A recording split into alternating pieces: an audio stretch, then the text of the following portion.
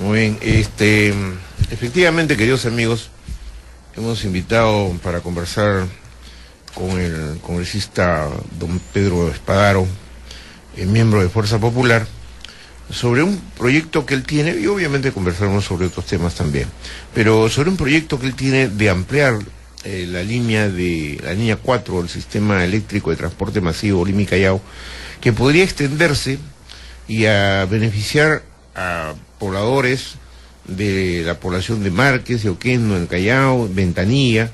Así que vamos a pedirle que nos explique en qué consiste, cómo sería esta ampliación, qué costo puede tener. Además, ten en cuenta que muy cerca en Ventanilla está la población de Pachacuti, que es una población enorme, ¿no? Enorme, y además de mucha gente necesitada, que habría que facilitarles el transporte. Bienvenido, congresista Espadaro, ¿qué tal? Don Alberto, muy buenos días. Luis, muy buenos días. Gracias por la invitación. Empecemos con el tema, ¿cuál es su proyecto? Sí, efectivamente, hemos presentado el proyecto de ley que establece declarar de interés nacional y necesidad pública la elaboración, el diseño y la ejecución de la extensión de la línea 4 del sistema eléctrico de transporte masivo Lima-Callao, es decir, el tren eléctrico. ¿Qué sucede?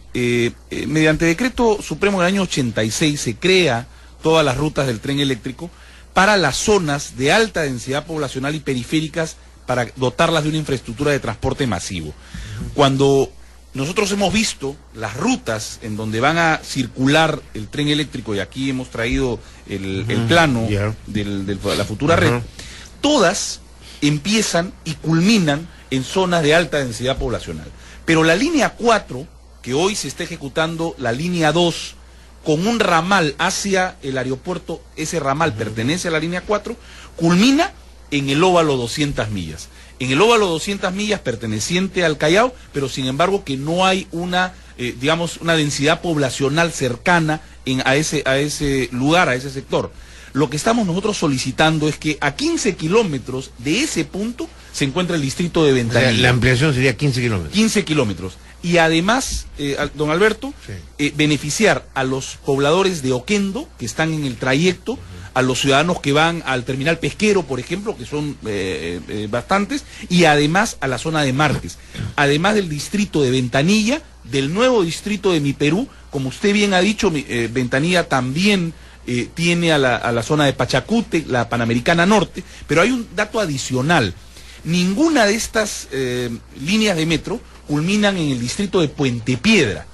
Ventanilla se encuentra colindante, es decir, somos vecinos del distrito de Puente Piedra, y esto podría ayudar aún más a extender a la zona colindante Panamericana Norte y Ventanilla, es decir, al cruce entre la avenida Gambetta y la Panamericana Norte, de manera tal que no solamente se vea beneficiado Mi Perú y Ventanilla, sino se ve beneficiado Puente Piedra, adicionalmente Ancón y Santa Rosa, que están muy cerca de esa zona. Con ello, no solamente estamos llegando a 500,000 de habitantes, que era el objetivo inicial, sino ya estamos bordeando aproximadamente el 1,000,000 de habitantes. Y estaría descongestionando esa zona de la Panamericana Norte. Terrible, que duda cabe, por supuesto. San Martín de Además Porres, de darle un factor a la población que pueda llegar en menor tiempo a sus labores, a trabajar, desde el sector de Ventanilla, de Puente Piedra, al centro de la ciudad en muy poco tiempo, en un transporte masivo, pero además seguro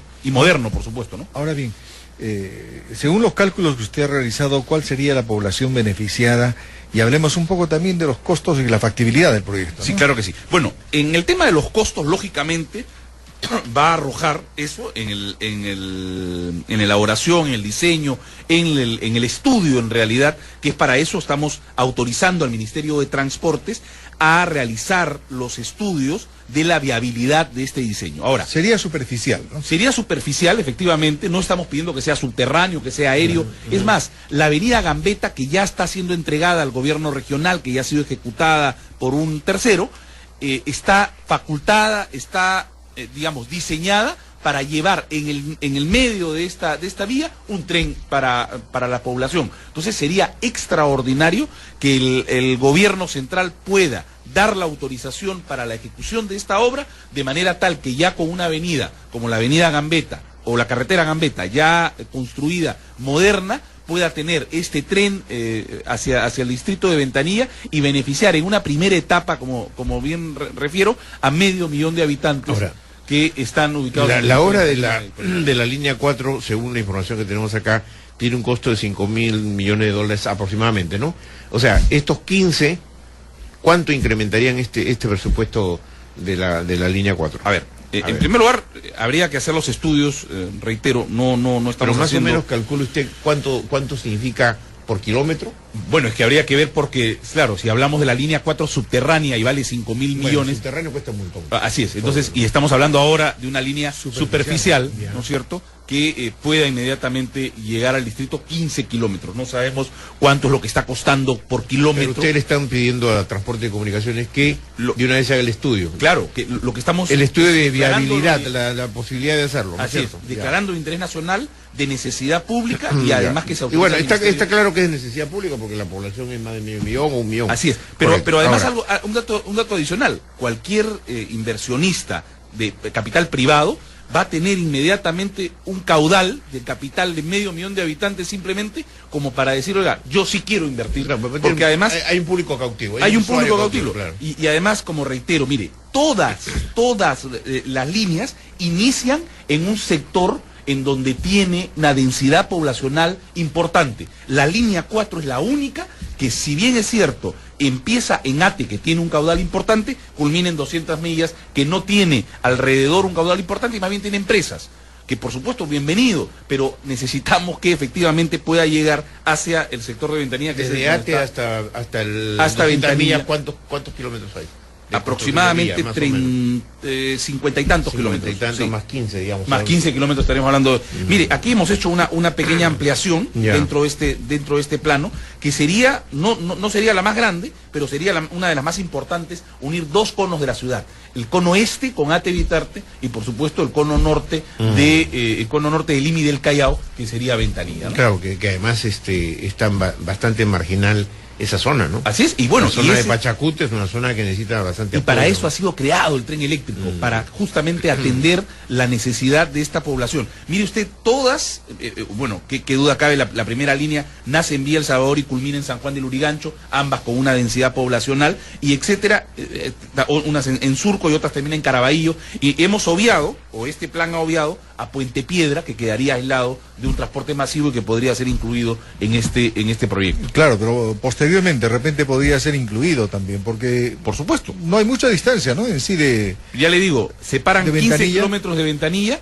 y de Ventanilla a Puente Piedra son 10 kilómetros más. 10 kilómetros más. Hasta menos. Y hay una gran cantidad de pobladores. Por supuesto.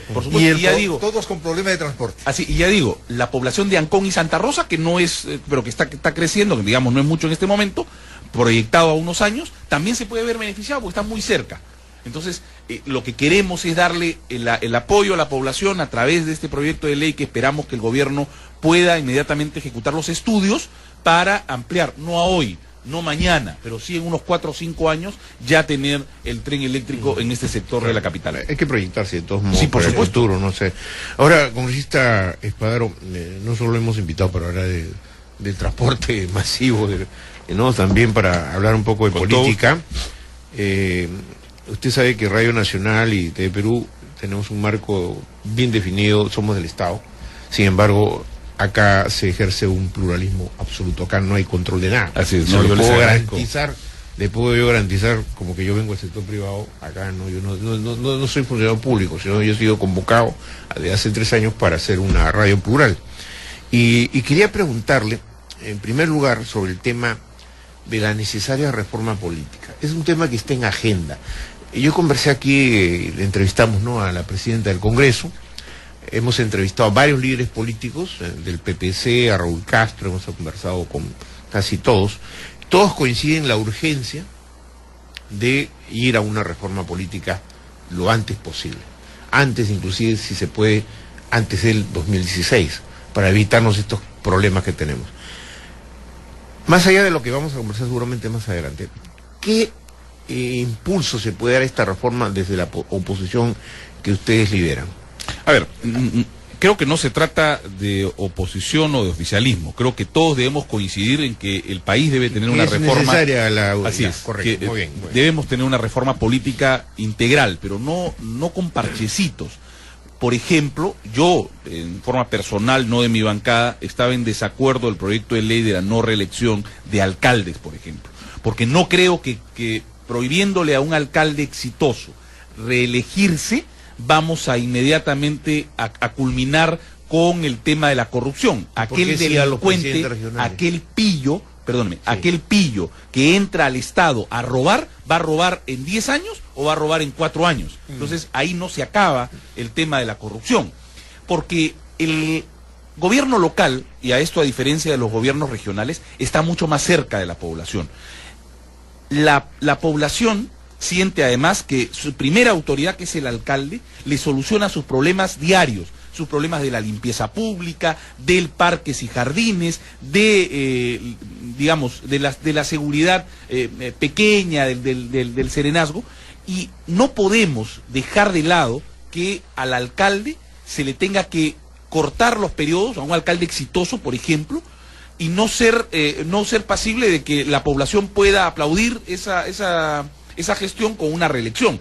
Hemos podido observar, y nuestro planteamiento fue, ok, queremos poner un parche o un paralé, pongamos que una vez más pueda reelegirse y no más, digamos, seguido, para que la población tenga opción. ¿Por qué? Porque los proyectos de una ciudad pequeña no pueden paralizarse, porque lamentablemente viene otra autoridad y puede cambiar la figura o puede cambiar la forma de trabajar del anterior y puede paralizar los propios servicios de la ciudad. Pero además le incluyen en esa no reelección en la figura de la revocatoria, con lo cual, don Alberto, lo que estamos poniendo es a la ciudad a que podamos tener en un periodo de 4 años 3 autoridades, es decir, la que ha sido electa, la que va a reemplazar al revocado y luego unas elecciones siguientes para completar el periodo. 3 autoridades en menos de 4 años, una locura para las ciudades pequeñas. La reforma tiene que ser una reforma integral. Veamos el mapa hoy de las elecciones municipales y regionales. Los partidos políticos hemos sido desplazados por los movimientos regionales. Ya se venía en las elecciones anteriores en esa misma órbita.